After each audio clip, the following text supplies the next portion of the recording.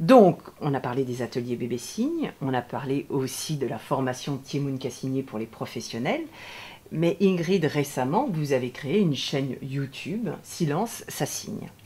Oui, mon bébé, mon petit dernier bébé, oui. Et c'est assez récent, et oui. j'ai vu que vous avez plus de 2700 vues sur cette chaîne, presque 300 abonnés, c'est un vrai succès. Oui, oui. Comment c'est venu l'idée de créer cette chaîne YouTube? Merci le Covid.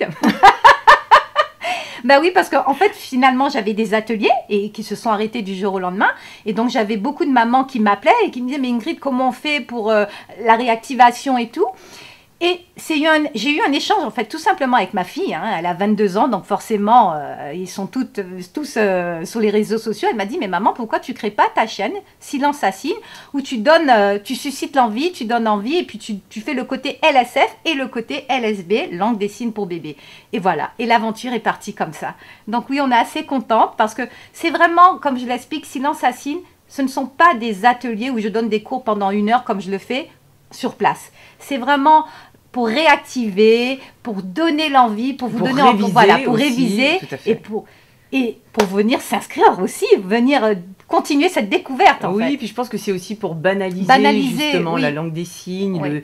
le babillage avec bébé. Enfin voilà, ça encourage en fait cette continuité de la langue des signes. Là, vous donnez un bon exemple, Sandra, parce qu'en ce moment, voilà, on a les masques. Dire bonjour, moi je refuse de dire bonjour avec le coude, avec le pied. J'insiste, bonjour. Si tout le monde fait bonjour langue des signes, mais c'est tellement banalisé, c'est beau.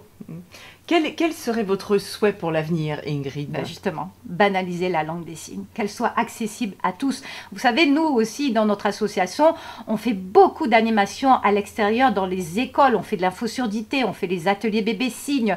Il faut vraiment que cette langue soit banalisée. On apprend le créole, et c'est normal, puisqu'en Guadeloupe, nous sommes trilingues. On parle français, nous parlons créole, et il y a la langue des signes, parce qu'on la créolise. Souvent, on me dit, mais est-ce qu'on peut créoliser? Mais bien sûr, ça caille. Ça va, ça caille. Donc, il faut la banaliser depuis la maternelle. Il faut absolument, parce que vous avez des enfants en maternelle qui sont sourds, qui sont malentendants. Et bien souvent, eh ben, ils n'ont pas soit les AVSI pour les accompagnants ou la maîtresse ne connaît pas trop les signes. Et ça, c'est notre rêve.